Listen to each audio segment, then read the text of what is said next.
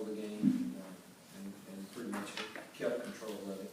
There's some things we did not do particularly well today that we've got to get cleaned up and make sure our kids understand that even though you might be a better football team on a given day, you still have to execute and fit the right gaps and run the right route and do things that will keep you from being, one of the top tier teams in this country.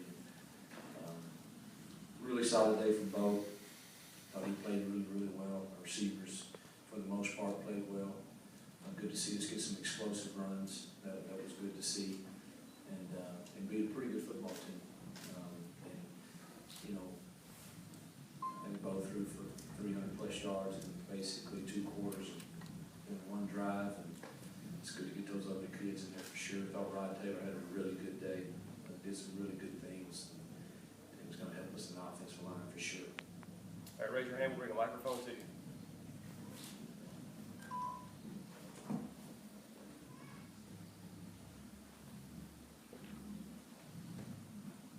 Through 3 games, it seems like, from our perspective, you have a lot of playmakers, go a lot of directions with the ball.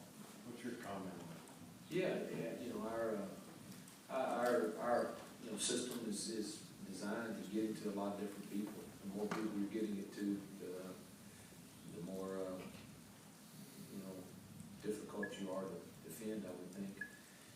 Their teams continue to try to roll somebody to the Laquan side, and it's just really benefiting a lot of other kids when that happens. And we moved them around a little bit today, trying to get them loose a little bit, but it was still difficult. They certainly, we thought we had a couple of times we might have a shot, and they even started rolling the wheel linebacker back to a deep pass player to keep somebody over. But again, it opens up a lot of other things for us. But yeah, we've got some kids that can make some plays, as does everybody in this conference. But Bo did a really good job spreading it around and making a lot of good reads today.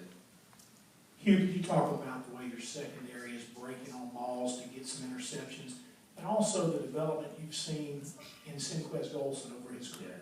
Yeah, he had a solid day.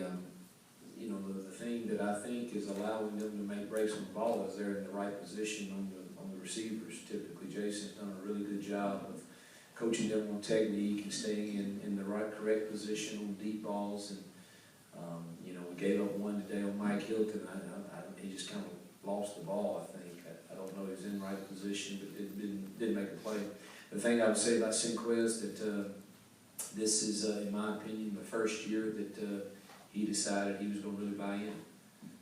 Not that he was anti, good things the last couple of years, but there's no question the way he comes to work every day, the way he allows me to coach him. He's just a different guy, and he's definitely more in. And when somebody does that and has success on the field, it's very, it's rewarding when you see good things happen, and because a kid has chosen to really decide to buy in. I know we talked a lot about Bo. He completed his first 14 passes today. Is he now settling into the rhythm of being the guy that he thought he could be and you guys thought he could be? Yeah, I think so. Again, we still have a small sample size. I wish, I don't know what, I'd like to, we'll have to figure what he was from the second half of Boise until now. And I would think it'd be pretty solid on completion percentage and throws down the field. Somebody told me today that he's leading the nation in passes of 20 yards or more, completions. He's been really solid, seems really poised at the hotel. He's very confident in the plan, understands it. The one interception today was not his fault. We blew a route, and it was a timing route, and he went to the right place and should have been a completion. So those are the little things that we got to get cleaned up and play before he hits a seam route for a big gainer that puts us in field goal range at least. And we got a young receiver lined up incorrectly. But I think your assessment's right. Bo's been very solid since the second half. Hugh, you briefly talked about the running game and how you broke those 2 big runs, but just overall, it seemed outside of those 2 runs, it was kind of hard at times to get things going. Where do you think the run game is right now after 3 games? Better, but not where we need it to be totally, and we'll keep working on it. That's we just got to keep working. But there were some good things today. We should have went to a different we should've went to some different things earlier on. And then, you know, the game was kind of, we went to a little different deal. We put it in at halftime, and that's the run that Jalen, you know, broke along and on. And then we started putting subs in. We weren't sure we could get it right, you know, again. So, you know, I thought Eugene had some really good runs on some inside zone stuff. And then Kincaid did some good things with the ball at his feet. But, you know, we got to continue to improve it, for sure. I hadn't seen the stats. I don't know what we rushed or passed for, but it's better than it was at the start. We got to keep working on it for sure. Coach, 2 straight weeks now you played a lot of players. How beneficial is it, not only for the remainder of this season, but moving forward? I think there's two sides to that. One, you know, we got all our threes in and everything today, so it's great. I love it. Those kids paid a price to be on this team. Got some fifth-year senior walk-ons like Billy Bush that got to get in and make tackles and plays. Good to see young kids like Herb playing well, Marquise, and that's great. The negative side of that is, as a coach, you worry, man, how when we get in these 4-quarter battles, you know, what's it going to be like? You know, so hopefully, I'm just being a typical coach and being concerned about the what ifs, but that does concern you some for sure. Jeremy got his first touchdown today. I mean, for a guy that's been through a lot, it must have been rewarding to see him score. Yeah, I couldn't. I was so happy for him to get in, man.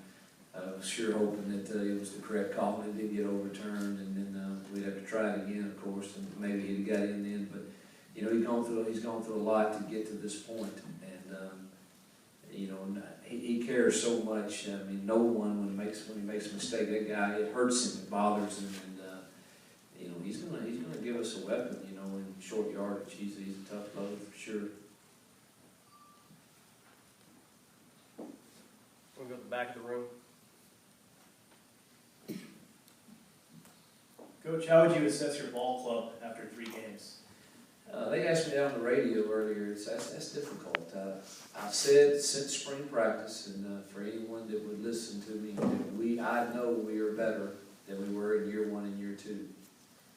I don't know what that means in regards to win-losses, because probably everybody left on our schedule is better, you know, with the exception of maybe a 1AA team that we might have.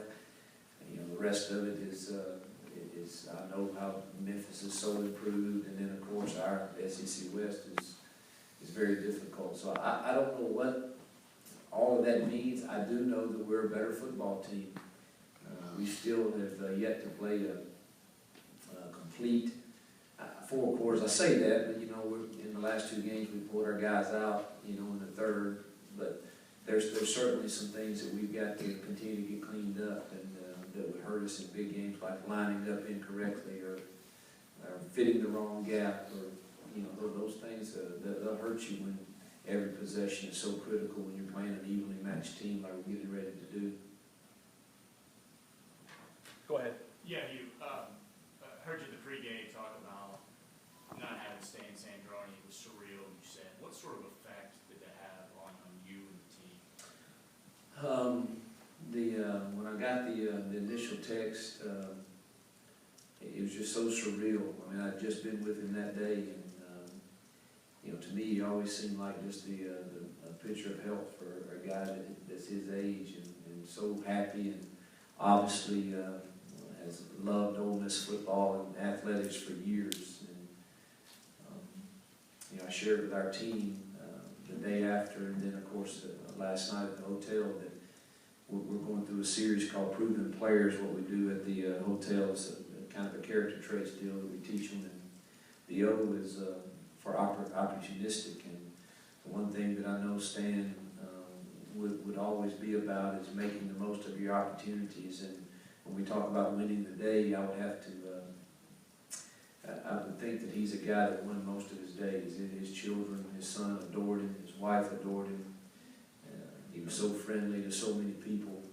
And you know, it makes you ask this question of yourself, you know, when I lay down tonight, did I make the most of every opportunity I had today to be the best husband, father, coach, friend, all of those things? And when I see his life, it's obviously, you know, it's very hurtful, and you know, his wife Linda and son Christopher, we certainly are, they're in our thoughts and prayers, and the Ole Miss family will always miss him.